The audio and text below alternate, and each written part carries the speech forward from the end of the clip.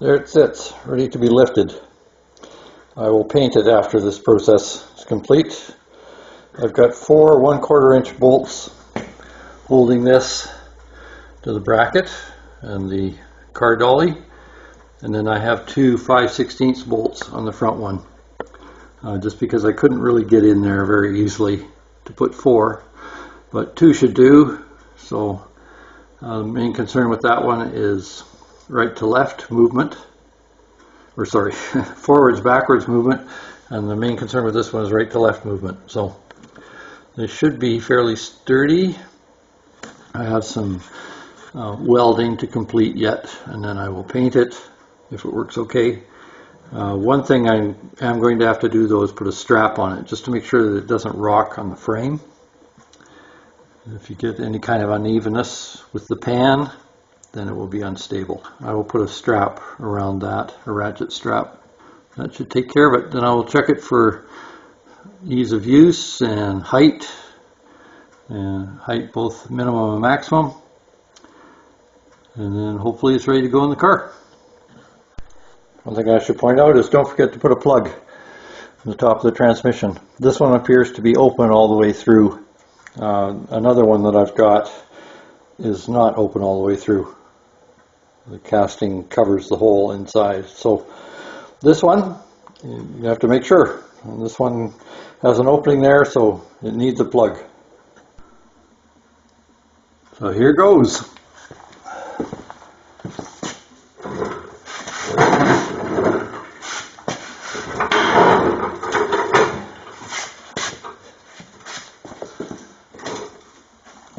A bit more central.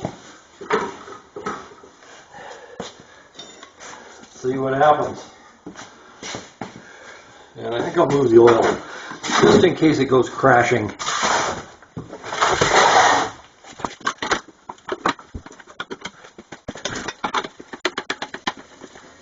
Okay, you can get a good angle on it.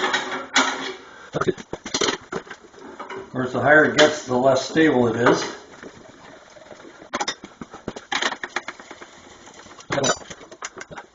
That might require some stabilization. And I see my front bracket's not strong enough. It's bending. That's a surprise. Honest, it is a surprise.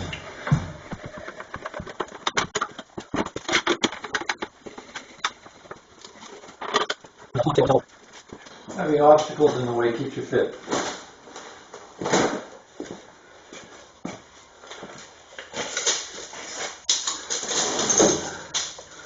We have a height of 22, which is not bad. I was aiming for a height of 21.5, which I thought was about the best I could get. So I think it has potential. I think it should work. Hopefully I can get the transmission in today. There's the arrangement. A fabricator I am not. You can see the front end is off-centered. Brother. Sometimes I just don't seem to get any better. Not much time left. Anyway, a couple more brackets to add. Finish the welding. Smooth it off a bit. Paint it. It's important to pick the right color for any project. So 2 criteria. What's the oldest I've got? What do I have the most of? Here you go. That's the color. Carefully selected. Okay, painted and ready to go. I wouldn't worry too much about the brackets at the front. Those are just scrap pieces I use to fill in a bit so that it supports different sizes of transmission pans. Could just as easily have been a piece of plywood. Either way would work. I went to bolts on the back. It's a little easier to work. Front is okay with the flathead screws, so I can change those if I want to. Time to put on the transmission. Strap it on. How to put a transmission back, specifically a hydromatic, into a 47 Cadillac. The transmission lift I made just doesn't quite get low enough. So it's a very tight fit. I have to remove the passenger side wheel. That's the right hand side of the car, and that's the only way I can clear the frame. It's still going to be tight, but I think it'll go in. So I've got the transmission strapped. There's only one strap holding it. This is just the excess. Now there's some unique things about old Cadillacs. other than the Hydromatic, which we're using a lot of GM stuff, but still a pretty large and heavy transmission. So I'll show you underneath what I have to do to get it back in there. So in this one, the Hydromatic, there's oil here on the flywheel inside the chamber. So the torque converter is inside a housing, and the housing bolts to this flywheel. I got to clean that all off so that the gasket goo will hold, because it was leaking before. It's pretty annoying. Fortunately, it has a transmission cover that is removable from inside the car, so that makes it a lot easier getting the bolts in up top. The old larger GMs, anyway, Cadillac especially, had an X-frame in the middle, and the transmission has to fit up through that hole. So it's going to have to angle up this way, in through the hole, and then back out and bolt up to the flywheel, and then I can put the rear mounts on. So it's going to be a little tricky. The car is as high as I can go with my jack. I did actually have a couple inches more lift, but that's as high as those jack stands go.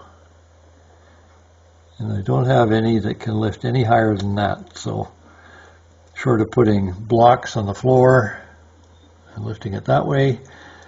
But I've had experience with jack stands failing. Narrowly escaped with my life. Could have gone very badly. So I don't like to stress things like that. Getting this thing under here was a bit of a pain. The exhaust pipe was in the way, so I had to take that out. I had to put the downpipe from the engine. I had to jack up the car, the absolute maximum the jack would go. So the jack was holding it at the front, which I really don't like doing, but I had no stands that were tall enough to go any higher. So then I wiggled it in. Now I had to lift up the back of the engine to give me more clearance to get the tail of the transmission up into the X-frame, which is over here, as you can see. So when it's up against the engine, it does not have enough room to go up there. So now I have to start working on that part. It would have been so much easier if I had another inch of depth on that transmission. So what I would advise in a situation like this, if you're using a car dolly, well, in general, period, try and get it as close to the ground as possible. So I probably should have just made a frame that dips down into that recess that was originally for the wheel. Other than that, build a carriage with outrigger type wheels like you find on a creeper. Get it down good and low. Those would be the modifications I would suggest. Okay, effort number 2. I've lowered the front slightly by straightening the bar that I had bent to protect the torque converter, or avoid the torque converter. So it's a little closer, but it's still not touching. And I'm not very happy with its stability left to right. So I'm using straps.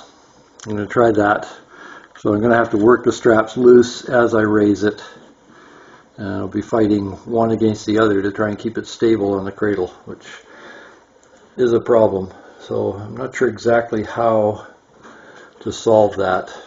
I mean, some of the instability is because of this direction, but even then the front jack tends to come apart if it gets too much lateral force on it. So I'm not sure that that's really going to help. But this one, at least, it goes right around the pivot, whereas the other one is just kind of crimped. So if it gets enough force, it'll pop, which is what it did. So see what happens. It is a little lower. It might actually clear the frame now, instead of having to fight that way. It's working, although not quite as I had envisioned. So it's up now in the X-frame. I'll start cranking up the front, and hopefully that'll start evening out evening it out. Not evening, but eveninging. And get the wheels back on the ground at the back. And stop bending this jack in the front. A redesign is needed, I think. Here is revision final, I believe. What I've done is, no matter how I strapped the transmission, it would always slide forward. The transmission has to drop in the front to clear the motor, and then slide out, and then you can drop the back end. That part, I could never get it to stay on the tray of this completely. It would always slide off, enough to make it very awkward to move it. So I put this 1.5" angle iron on the front, and that should stop that problem. Due to the amount of overhang on the front of the transmission, I think one more modification I'm going to make is to move the front bar and give it some selection holes to move back, so that we can position the transmission a little further to the rear, and that will help to stop the back wheels lifting. So it should make it a little more stable as well. If you copy this design, enjoy. I hope it works for you. And if you decide not to copy this design, I hope I've given you some ideas to work with. Please don't forget to like, share, subscribe, or even notify, or any of the above, or all of the above. Thank you.